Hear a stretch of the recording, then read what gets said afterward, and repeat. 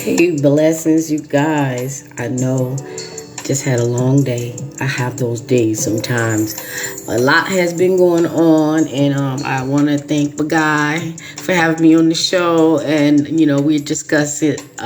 We discussed pretty much the hot topic, that's going around on the internet. But I'm not doing that today. I just did a little, input on it, but it was nice to get other people's insight. But we're going to see where this goes. Because you know how the stories always change. I'm not saying that this young woman is a narc or whatever. But we know that the whole story was a narcissistic situation. I'm trying. Let me get into the topic, y'all. I'm trying. Let me stop. Let me make sure this ain't forever loud. Anyway, here we go. Alright. We're not gonna make it forever loud. One more click. Alright, so this one, on a serious note, we're gonna talk about the post-separation narcing. Okay? When you're just done, everything ended, whether it was a divorce or you moving out or however it ended, you guys are no longer together.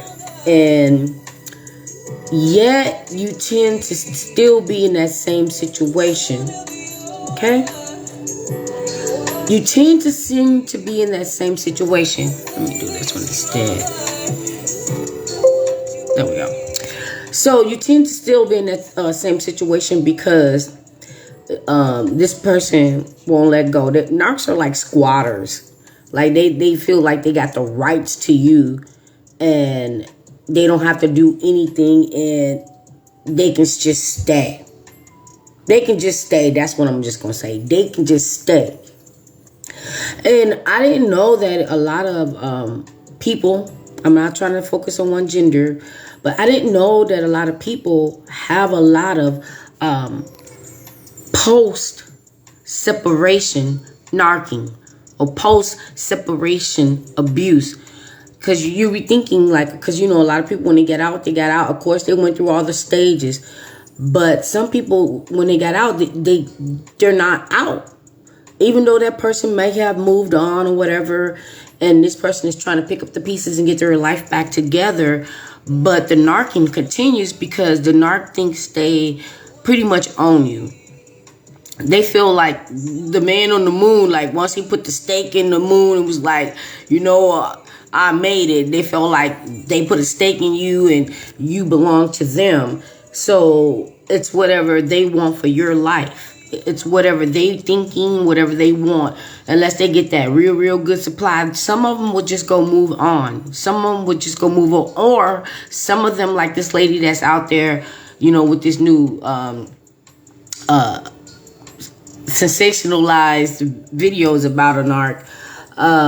Unless it's somebody like her where, her narc didn't do this. But some narcs would be like, I'm going to leave that be. Because that's just too much embarrassing on them. And they want to rebuild their lives, narking.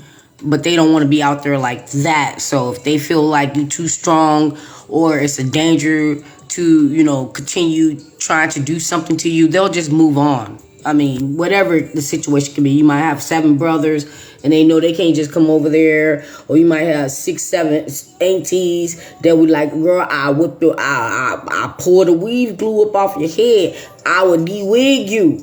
It's certain things that will make a narc not come back. But I'm just saying the ones that feel like none of that applies to them. And some of them will get to the point where they're so bold and cocky that they would just be making you feel that they're invincible. Nothing scares them, but they're always a frightened little child on the inside. They're making you feel that way. So even if you have protection, you're not bringing your people. You're not bringing them goons because you're believing whatever the narc put into your brain. But your goons would be like, oh no, we know that spirit. We know that coward. We know that we can do this. So you don't get the help that you need. So this abusive saga continues after the relationship, especially if you have kids with them or whatever, because Most of them, they want to have kids with you so they can always, loop back around because they have something tied to you. Even if you were married with them, at least if you didn't have kids with them, it's nothing that they can loop back around to, but they'll still find their ways. So let me give you a couple of examples, and then I'm going to talk about one or two things. Excuse me. So some of the ways that the post-separation narcing continues, like I said, they will hoover you. Meaning trying to rope you back in or threaten you or whatever. Be like, oh, we still do this and we're still that. And especially, like I said, if it was kids. So the kids is the only thing they can hold on to. But even those that don't have kids with them, but don't allow you having a kid with them or kids with them continue the abuse. Because they will use that. They, like I said, they can have moved on to a whole nother thing or whatever. But you're just trying to heal. Or you probably just moved on as well. Healed or not healed, because that happens. That happens. And they'll come and mess up your whole situation. They'll come and mess up your whole situation where they're running off whomever you're finding. And these people don't want to have nothing to do with this situation because they're not narcs. And, you're allowing this thing to continue because you're not ending it. You're not stopping it. And don't a lot of them, I don't want to say don't. A lot of them tend to think that they don't have any options. Like, well, I tried this, and I tried that, and it don't work. It is always options. Nobody owns you like that. Nobody owns you like that. You should be able to have the life that you want to live, and you should be able to raise your kids in a normal home without all that chaos and cray-cray going on because, you had children or married the wrong person or whatever. But I never really covered this part of it because some of the things that I covered, it was pretty much relating, or I knew some knowledge of it. But after I realized it, I never had this, but I do understand. So hopefully I'm relating to you guys, and some of you guys can relate to what I'm saying about this, because I do have a couple of people that I know and friends that I have had that had this thing happen to them. So I'm actually reflecting off of that, but that can actually happen.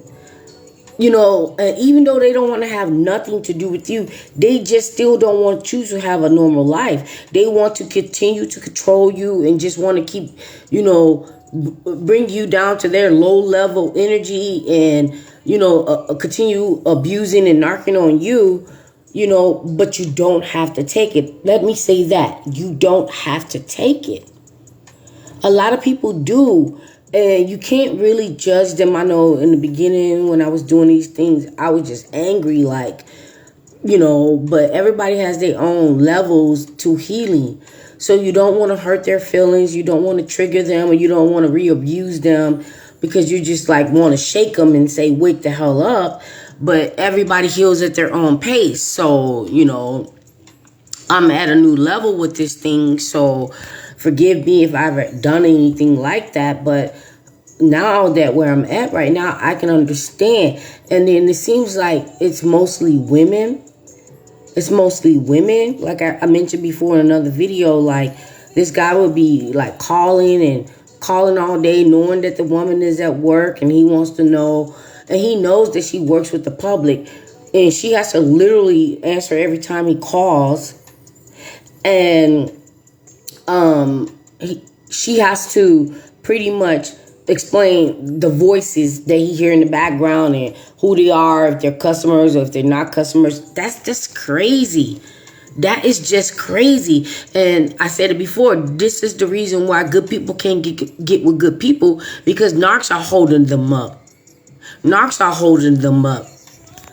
And, it's just where it is right now, but the stalking, or even the ones that come back and physically abuse you because they come up with things in their delusional ass brain. Like, I know you had a man around my baby, or I know you had a woman around my baby, or whatever, just to come and abuse you because what they situation they had at home was something, and they had to come and take it out on you. So you're just like their sideline punching bag.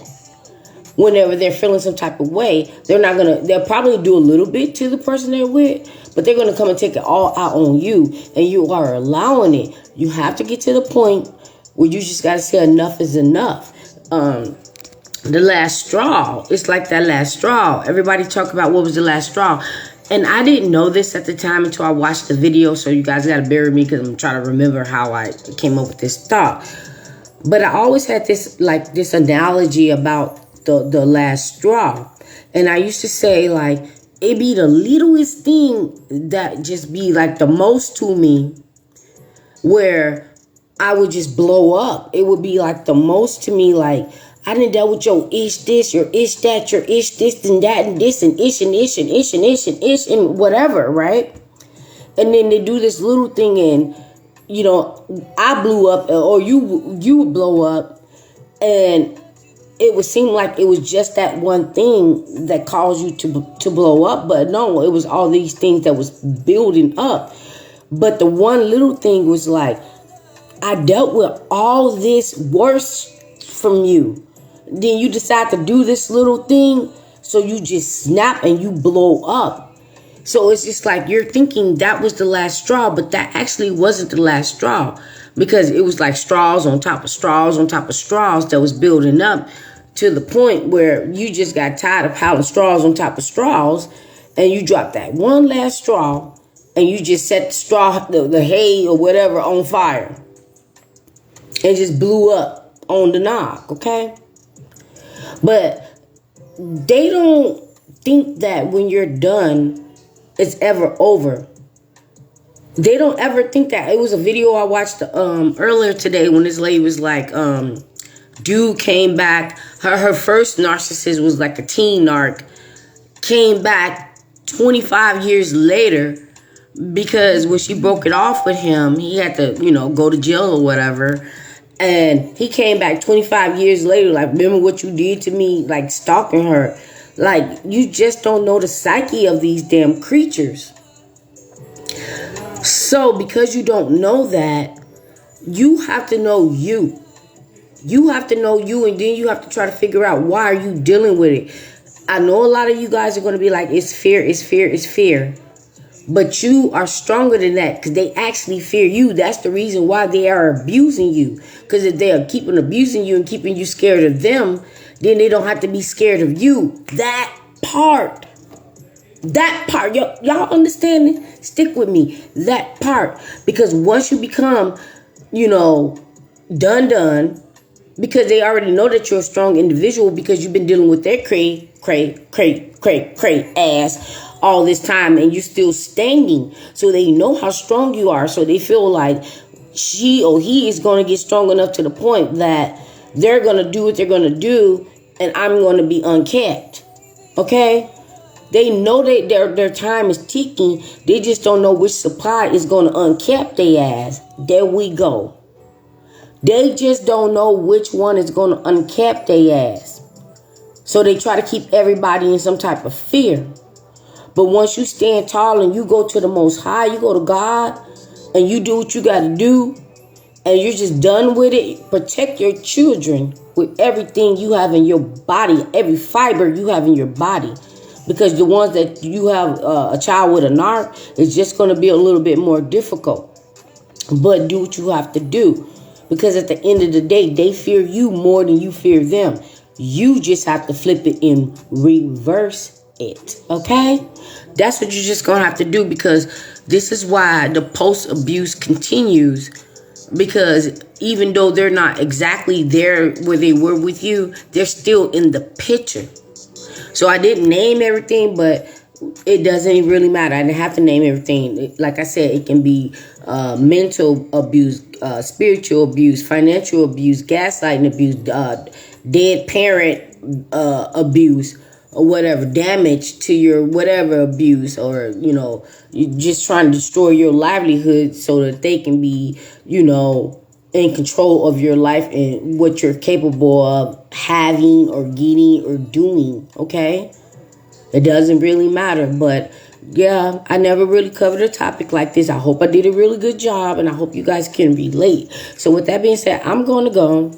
I probably missed some things, but I got to get up early and I don't want to start coughing. Still shaking it out. Can you still believe it? I can't either. Okay. So God bless you guys. And Janet, mwah, you give my mwah, love, sis. Thank you very, very much. You are just amazing. And I really appreciate you very, very much. Everybody have a blessed night. See you guys on the next one. Be blessed.